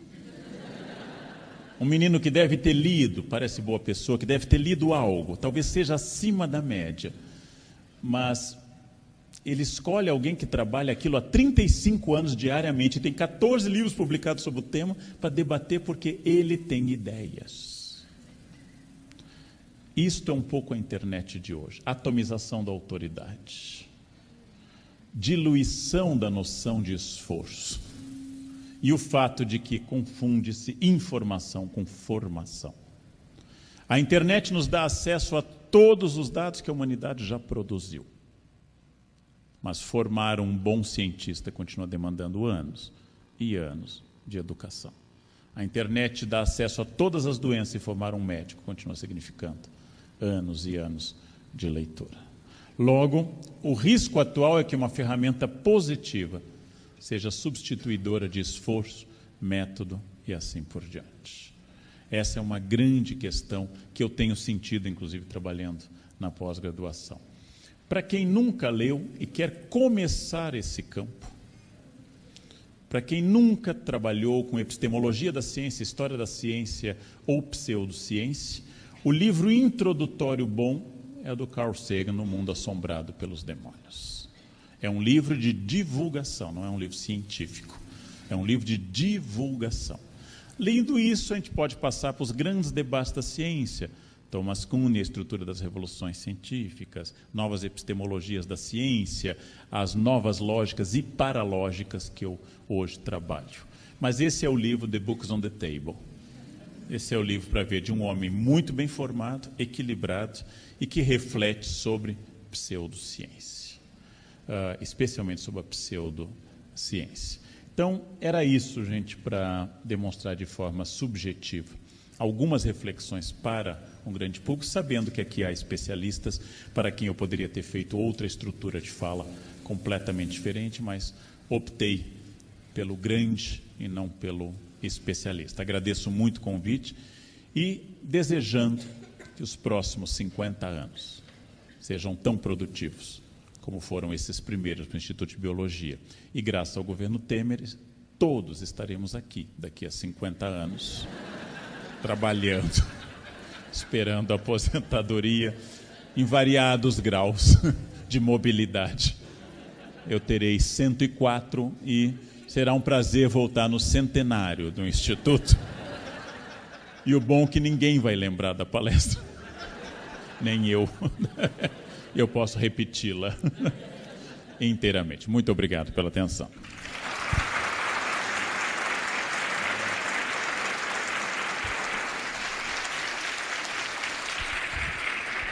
Quanto tempo você tem?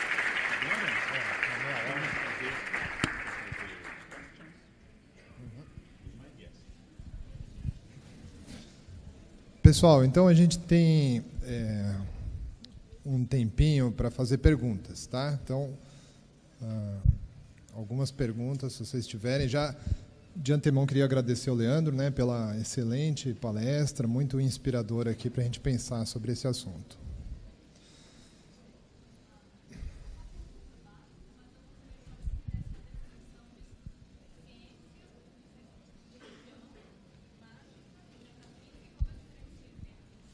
Pergunta é básica, mas ela é conceitual e importante. Eu vou repeti-la porque eu lhe ouvi perfeitamente, graças a uma coisa chamada acústica. Eu estou de frente, mas quem está atrás de você não ouviu. Ela pergunta uma pergunta muito importante entre religião, mágica e metafísica. Em primeiro lugar, eu estou fazendo uma distinção que não é universal. Eu vou conceber, inclusive, talvez, lançando mão de um preconceito típico do Ocidente, de que mágica é a atribuição de poderes a objetos. Exemplo, colocar Santo Antônio no freezer ou de ponta cabeça para obter casamentos. Eu pego um objeto e dou a ele poder. Eu transformo o objeto num talismã protetor ou num instrumento de uma prática xamânica de dar ao objeto vida. Isso a gente chama de totemismo, ou, se for na natureza, animismo e assim por diante. É claro que isso não é errado, ou não é mais errado que qualquer outra coisa. Mas é diferente do pensamento religioso monoteísta ocidental, que eu não estou vendo como superior, mas apenas como diferente, que estabelece uma teogonia, de onde vêm as coisas, e uma teodiceia, quais são os valores morais e a origem do mal. Então é religioso eu trabalhar com a ideia de que eu sou protegido por Deus, e é mágico eu dar 3 pulinhos para São Longuinho. É claro que Deus e São Longuinho, os dois são pensamentos que não podem ser demonstrados. Mas se eu sou religioso, eu acredito que Deus obterá o objeto perdido através das práticas tradicionais, que são 3 mágicas. Sou especialista em magia. 3 pulinhos para São Longuinho, soldado Longínios que furou o peito de Cristo, que tem uma estátua na Basílica de São Pedro, junto com Santa Helena, Santa Verônica e Santo André. E dando 3 pulinhos, aparentemente a cinemática é a área de atuação de Longuinho, ele se sente satisfeito e ele atende o objeto. Existe um culto menos conhecido no sul do Brasil, a São Brito, São João de Brito. São Brito, eu te dou 3 gritos, é importante a silepse de número, singular. Eu te dou 3 gritos se eu achar tal coisa. E em Portugal, sempre é Santo Antônio. Santo Antônio em Portugal não é casamenteiro, mas é reparador. Ele obtém coisas. Por fim, só para casos gravíssimos. Vou a uma terra virgem, não cultivada, pego uma estaca de madeira, enfio no solo e digo, demônio, eu te enfio isso naquele lugar até achar tal coisa. Só deve ser usado em casos graves, porque consta que o próprio vem entregar o objeto. Tá. Todas essas descrições, estilo Câmara Cascuda e seu dicionário de antropologia, são descrições de magia. O que é religião? Oração de Jesus no horto. Afasta de mim esse cálice, mas que se cumpra a tua vontade. Sem pulinho, sem magia num objeto. Metafísica tem 2 sentidos. Um sentido filosófico. O texto que Aristóteles escreveu depois da física, por isso metafísica. Só porque ele era o volume sequencial à física, onde ele discutia valores, axiologia, deontologia, ou seja, valores e não objetos concretos, como Aristóteles discute conchas no seu livro sobre seres vivos, sobre biologia. Isso então é uma metafísica, além da física. Hoje eu utilizei no sentido de coisas sem comprovação material concreta. Por exemplo, a ideia de energia, a ideia genérica de energia, não como organização de elétrons, mas uma ideia genérica de energia. Esse ambiente tem energia pesada. Vamos melhorar a energia com cânticos. Essa ideia é metafísica, ela está além da verificação física. Não no sentido aristotélico, metafísica é uma parte séria do estudo da filosofia, mas no sentido que eu utilizei hoje, um sentido mais simples e linear de algo que não pode ser demonstrado materialmente. E se eu não posso demonstrar materialmente, é difícil estabelecer princípios, regras ou normas para isso. Então, essa é a definição metafísica mais clara. Por favor.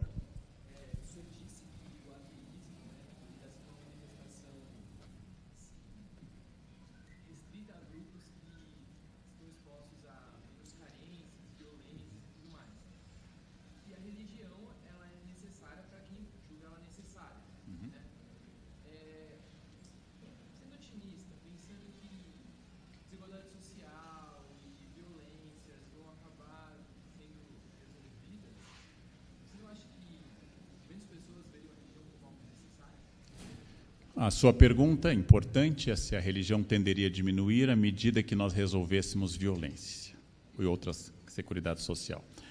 Se isso é verdade, eu queria lhe dizer, sem ser pessimista, que a religião tem no Brasil ainda um futuro muito assegurado e talvez crescente. Talvez crescente. É verdade que no momento que eu tenho um excelente seguro-saúde, a crença em Nossa Senhora da Boa Saúde tende a diminuir. Caso específico estudado cientificamente, o declínio da crença de Nossa Senhora do Bom Parto. Nossa Senhora do Ó por causa da barriga grande, Nossa Senhora da Expectação ou do Ó, também chamada Nossa Senhora do Bom Parto, era muito invocada até que o parto deixou de ser um grande risco de vida para as mulheres. Hoje elas preferem um plano de saúde bom e um bom obstetra. do que a imagem de Nossa Senhora do Bom Parto. A febre puerperal, que os médicos levaram tempo para perceber que era provocada por eles mesmos, ao trabalharem num parto com mãos. Aliás, o médico que inventou higiene nas mãos morreu louco, porque ninguém acreditava nele. Toda a luta pela higiene, Dr. Listerine, hoje consagrado em enxaguante bucal, toda a luta pela higiene do século XIX, ela diminuiu o risco dos hospitais. A cesariana eficaz, a partir do início do século XX, diminuiu profundamente o risco do parto. As mulheres hoje não vão para o hospital com isso. Só para lembrar vocês que menstruação é recente na história. Não existia na Idade Média, por exemplo. A mulher só tinha a primeira e aí emendava uma gravidez na outra. Por isso que até as questões biológicas básicas, elas têm a ver com cultura. Uma mulher medieval de 30 anos teria tido entre 10 e 14 filhos, pelo menos. 1 a cada 18 meses, no mínimo, ou 1 por ano, em vários casos. Então, Nossa Senhora de Bom Parto, nesse caso, era muito importante. Hoje você não tem mais medo de morrer de parto, é raro a morte do parto. A morte de crianças, felizmente, diminuiu enormemente. Todas as mortes de filhos de Henrique VIII, desde o primeiro casamento com Catarina de Aragão, o segundo com Ana Bolena, o terceiro com Caterine Parr, todas elas são provocadas por reação e rejeição de RH. Hoje resolvido de forma relativamente simples.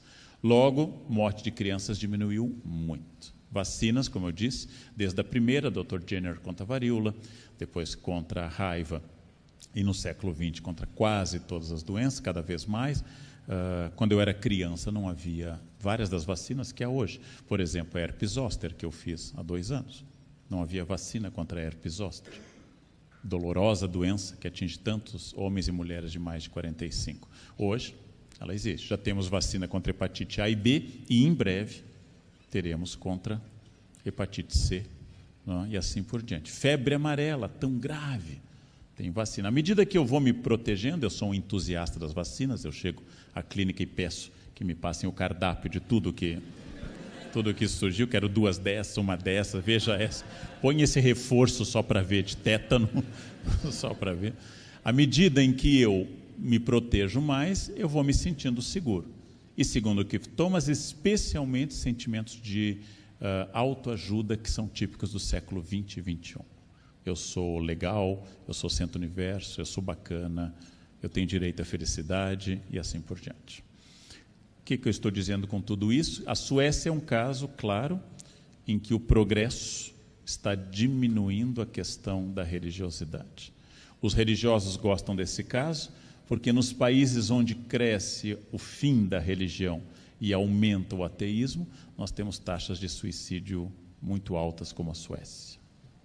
Então, lembrando a vocês que de cada 100 mil brasileiros, 9 tiram a vida todo ano, 7 homens e 2 mulheres. Dá 9,4, mas eu nunca sei como é que alguém se mata 0,4, mas é estatística. No Japão são 49. Mas aí é que levar em conta que suicídio não é tabu no Japão e é tabu no Brasil. E que aqui tantas coisas nos matam que a gente se vinga sobrevivendo no Brasil, né?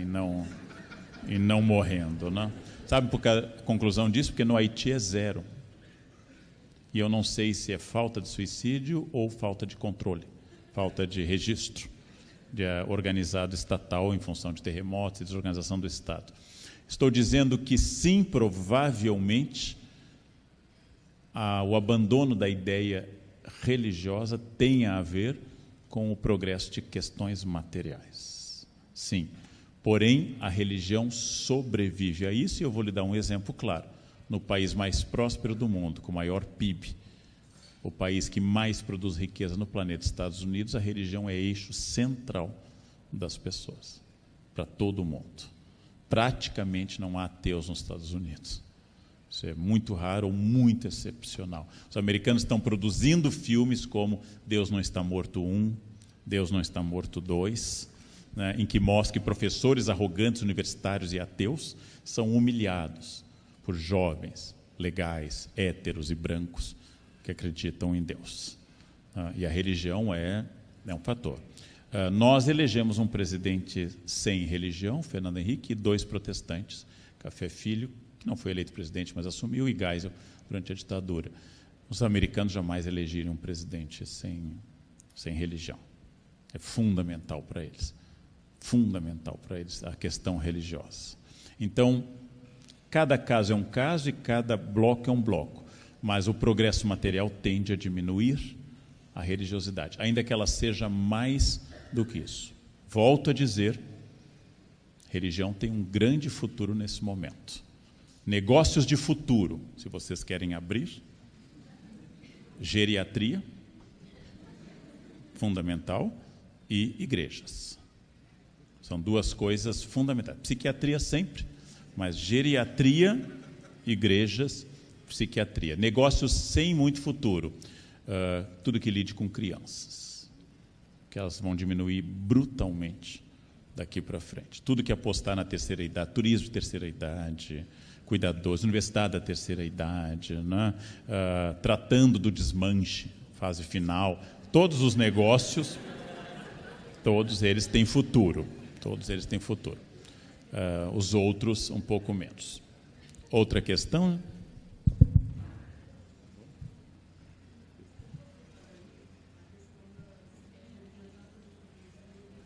As religiões, desculpa? Afrodescendentes. Bom, ele pergunta uma questão fundamental, que é a questão das religiões afro-brasileiras de afrodescendentes. Em primeiro lugar, tem muitas coisas a dizer, né? As pessoas dizem que no Brasil elas são a maior prova de sincretismo religioso. Iemanjá, com festas a 31 de dezembro para 1º e 2 de fevereiro, é a combinação de Nossa Senhora da Conceição e Nossa Senhora das Luzes, 2 de fevereiro, da Purificação, com uma entidade da cultura iorubá. É verdade, mas é verdade que toda religião é sincrética. O Deus de Israel é uma combinação com El, uma entidade tribal, com uma entidade mais sacerdotal e sofisticada, né, que é Yahvé. Todos eles vão ter 72 nomes, como os islâmicos têm 99, para Deus. Nossa Senhora, o culto a Nossa Senhora nasce em Éfeso, onde se adorava Ártemis, ou seja, Diana, a deusa virgem, a deusa mãe. Onde se adoravam imagens da deusa mãe, surgem cultos a Nossa Senhora. Nossa Senhora de Guadalupe apareceu ao índio San Juan Diego, no mesmo lugar que a deusa mãe asteca Tonantzin era celebrada, ou seja, em Tepeyac. Todas as entidades religiosas são sincréticas. Não vem ao caso de eu distinguir entre mestiçagem, hibridação, sincretismo e sobreposição, que são 4 categorias diferentes, mas a aula não é de teoria de mudança religiosa. Toda entidade é sincrética. Cada época produz uma religião típica da época. O catolicismo é um fenômeno medieval. Pompa, circunstância, autoridade e dogma. O protestantismo é um fenômeno moderno, indivíduo, arbítrio do indivíduo, leitura da Bíblia. Espiritismo é típico do século XIX, linguagem do espiritismo, magnetismo, evolução da alma como evolução darwinista, só que aplicada aos espíritos, não alma, os espíritas não gostam do termo alma, e assim por diante. Ou seja, cada religião produz. A religião de resistência, que são as afro-brasileiras, que sofreram mais tempo perseguição religiosa na história do Brasil, até o Estado Novo se fechava terreiro de candomblé, são elementos de identidade, especialmente o candomblé, diferente da Umbanda, que é uma cisão diferente, são elementos de identidade étnica, de manutenção da língua iorubá e de uma religião prática e tribal, onde bem e mal são muito claros como equilíbrios de forças. O mais interessante, que poderia dar uma outra palestra, é que as entidades não são negativas ou positivas. Só para os católicos tradicionais, o Exu é uma entidade ruim, ele é uma entidade vigorosa. A Pombagira é uma entidade vigorosa, elas não dependem de bondade ou ruindade. Eles não trabalham com maniqueísmo, que o judaísmo, mas particularmente o catolicismo tem, maniqueísmo de bem contra o mal. Existem forças que eu posso anular e que eu posso incentivar. Então, são muito importantes para se entender, e aquilo que eu poderia falar horas, mas vou só me deter numa questão, que é o fato de que as religiões atuais são frutos de uma customização do crente. O crente é católico e ele customiza a religião.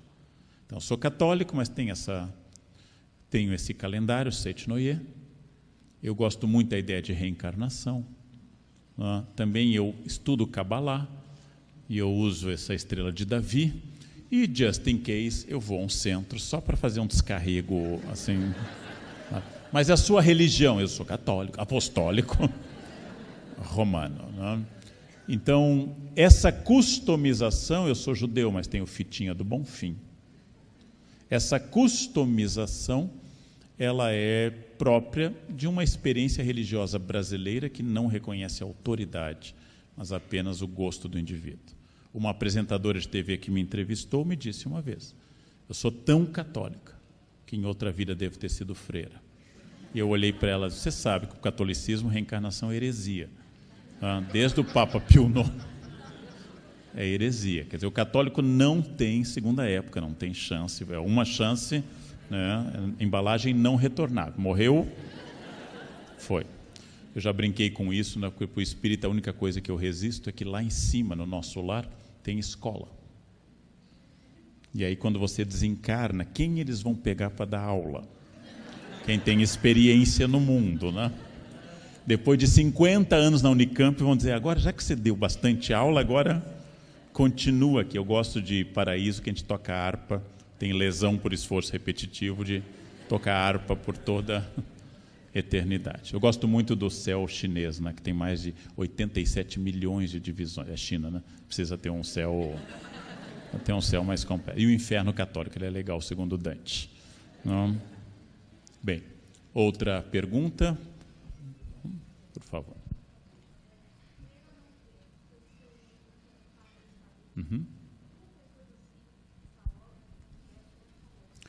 Quando eu estava vindo para cá, eu soube que o livro Crer ou Não Crer está pronto. Eu me encontrei com o padre Fábio, que se tornou um amigo, ele falando como bom teólogo, que é mestrado em teologia pelos jesuítas, e eu falando sobre não crer. Foi um diálogo de profundo respeito. Eu tenho algumas crises com alguns religiosos, nunca com a religião. Eu acho a religião muito legal. Alguns religiosos eu tenho vontade de matar, mas isso é esporádico. Também alguns cientistas me irritam. Na verdade, qualquer pessoa irrita. Qualquer pessoa. E quando você encontra alguém inteligente como o padre Fábio, vou dizer isso em público várias vezes agora que o livro vai sair, que eu esperava encontrar uma personagem, como eu já encontrei várias na minha vida, e eu encontrei uma pessoa. Isso foi muito legal. Eu estava preparado para conversar com uma personagem, mas encontrei uma pessoa muito inteligente, muito culta, e conversamos longamente sobre isso. Quem ler o livro vai achar que o padre Fábio duvida um pouco da religião e que eu sou religioso. Tamanho o respeito que um conversou com o outro. E foi uma conversa muito agradável, que meu amigo, o professor Cortella, escreveu a introdução melhorando. O livro Crer ou Não Crer tem inspiração em duas obras. Uma antiga, chamada Em que Creem os que Não Creem, debate entre Humberto Eco, ateu, e o cardeal Martini de Milão, e uma obra mais recente do filósofo Zizek, debatendo com Milbank, um teólogo inglês, chamado A Monstruosidade de Cristo, no qual ele discute o caráter humano de Jesus. A partir dessas duas obras, eu pensei, como seria bom para as pessoas nesse momento esse debate sobre as questões religiosas. Eu gosto muito quando os ateus ouvem com atenção o ponto de vista de um religioso, e gosto muito quando um religioso tem fé e consegue ouvir o argumento de um ateu sem se abalar. Na minha ideia, se você não se abala com questões variadas, das teológicas às sexuais, é porque você está bem resolvido.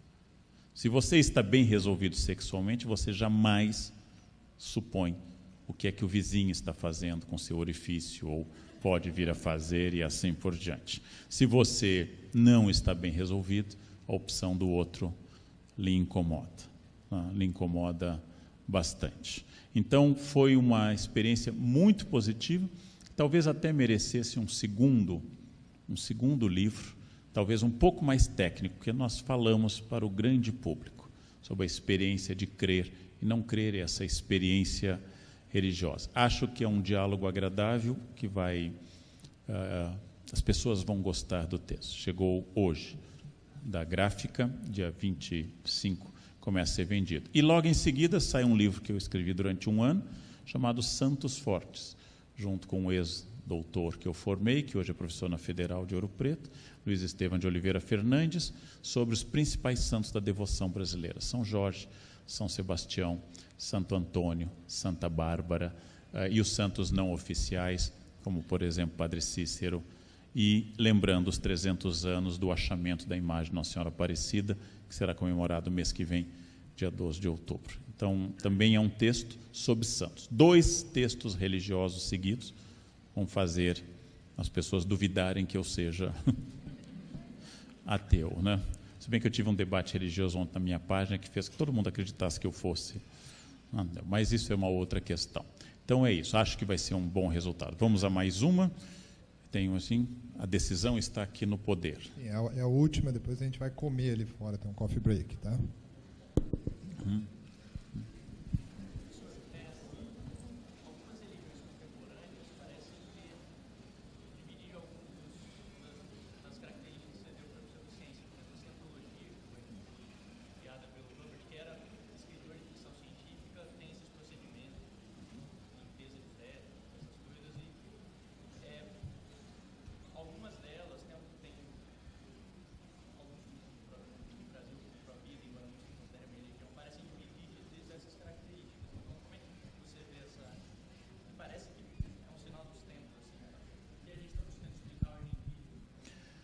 Traz à tona a questão de religiões contemporâneas que pareçam com pseudociência. Eu tenho que entrar num campo subjetivo, em primeiro lugar. Todos os procedimentos de crença ou de pesquisa têm um limite duríssimo, que é a defesa da vida. Então, nenhuma ciência e nenhuma religião pode passar por cima desse limite. Se uma ciência passa por cima da vida, ela não é ciência. Se uma religião passa por cima da vida, ela não pode legalmente ser tolerada. Então, eu sei que eu entro num campo sempre espinhoso para as pessoas, mas uma religião, como tem nos Estados Unidos mais de uma, que nega vacinas para crianças, é um risco. E é, para mim, um motivo da perda de pátrio poder. Você tem liberdade de consciência, e pode negar vacina para si, inclusive. Considero, junto com os filósofos, que o direito ao suicídio é um direito humano. Ser teu próprio libertador, de Sêneca, ao se matar. Ser teu próprio libertador. Não dá para falar muito isso, que incentiva suicídio, né? E não deve. Então, religiões que proíbem práticas médicas. Eu faço críticas a todos os meus amigos e dou palestras em sinagogas. Eu faço crítica aos meus amigos rabinos, que nunca concordei com a proibição judaica de não doar órgãos. Levar córneas para o túmulo, eu acho uma coisa... Tem gente cega porque não tem córnea, tem gente não sei, e você leva aquilo para apodrecer. Não posso imaginar que um Deus peça isso. Não poder doar sangue nem receber sangue. Até nós inventarmos um sangue sintético perfeito, o sangue doado humano é problemático. Porém, é a melhor coisa para salvar muitas coisas. Então, eu resisto e digo isso publicamente, sempre com reações. Disse uma vez no Jornal da Cultura sobre doação de sangue, e sou invadido por 1 milhão de pessoas que acham isso. De novo, você tem direito a não doar sangue nem receber. Todo adulto tem. Eu não posso decidir isso por uma criança, em hipótese nenhuma. Vacinas, a mesma coisa. Então, todas essas questões se aproximam para mim da pseudociência e seu lado mais negativo. Uma religião equilibrada, cristã, judaica, islâmica ou qualquer outra, o budismo não é a rigor uma religião, mas vamos considerá-lo assim, ela tem que defender o seguinte: não agressão, defesa da vida e busca da harmonia entre as pessoas. Saiu desse campo, começa um problema grave. Nós temos limites toleráveis de mutilação, por exemplo, perfurar orelhas de meninas no hospital. Temos limites toleráveis de sadismo e mutilação, como circuncisão. E temos aqueles que são declarados intoleráveis, como a infibulação, a extração do clitóris de tribos subsaarianas da África, descritos no livro da Hirsi Ali, que submissão, que só a cena em que ela sofre essa operação na mesa da cozinha, com uma faca de cozinha, a mãe e a avó segurando, eu tive que fechar o livro umas 5 vezes, que eu não conseguia ir adiante. Essas são práticas bárbaras, são práticas ruins, que devem ser superadas, naturalmente a infibulação. Todas as outras questões, códigos de alimentação. Católicos não têm nenhuma restrição, judeus têm código kasher, islâmicos têm o código halal, são opções ideológico-religiosas. Ideológico-religiosas. Opções por alimentação, não pode comer isso, o animal tem que ser daquele tipo, não pode comer desse jeito, são ideológico-religiosas. Podem ser mantidas desde que não afetem a saúde. Elas podem ser mantidas. Existem anoréxicas de Deus, as santas medievais, anoréxicas de altar, como diz um autor, e anoréxicas de passarela. As duas são doentes. Toda vez que eu transformo, uma pergunta que eu faço a religiosos, por que você não faz promessa positiva? Por que você não diz, se eu passar na prova, eu vou abrir um champanhe e vou namorar loucamente essa noite? Deus te ama.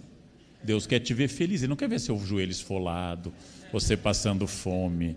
Deus te ama. Qual é o pai que vai aceitar? Ai, pai, se você for promovido, eu vou subir a escadaria de joelho até sair. Qual é o pai que vai aceitar isso? Eu sempre prometo, se eu conseguisse, eu vou a Paris, abro um champanhe e faço um brinde a isso. Voltando para encerrar da Unicamp há uns 10 anos, com um aluno que hoje é professor na Federal de Cuiabá, o Anderson, o vento enorme, que é tão típico de Campinas, jogou um daqueles cones grandes em cima do meu carro. Eu levei um susto, não foi nada, mas eu levei um susto, um cone, e eu a mais de 100 por hora. E eu gritei, Jesus. Aí o Anderson me disse, você está dando um curso de história do ateísmo, que eu estava dando na pós. Eu disse assim, eu não tenho o impulso de gritar, ai, maldita terceira lei de Newton, eu não tenho... Não tenho impulso, olha que esse cone, a cada reação corresponde uma ação, corresponde uma reação de igual. Eu não tenho o impulso de dizer isso, maldita inércia, alguma coisa, não tenho impulso. Eu sou uma pessoa formada numa cultura. E tal como o americano diz Jesus Christ como interjeição, e quando a atriz de filme pornô gritou My God, não é uma oração, as expressões podem... Não é que Deus esteja voltando. Oh my God, I'm coming. Não é que Deus esteja voltando, mas é simplesmente um procedimento cultural a esse respeito. E isso faz parte da nossa tradição. Eu fui formado dentro de uma religião, vim de uma família tradicional católica, e enquanto eu existir, isso fará parte da minha existência, da minha formação. E sempre fará parte dessa experiência de ter estudado em colégio religioso a vida inteira. Adoro Natal, adoro música de Natal, me sinto super bem na Europa em catedrais, porque dá para sentar, está mais fresquinho que na rua, tem silêncio, me sinto super feliz do que isso. E talvez a próxima geração educada por pais não religiosos vai gritar quando o carro freia e não para, maldita inércia.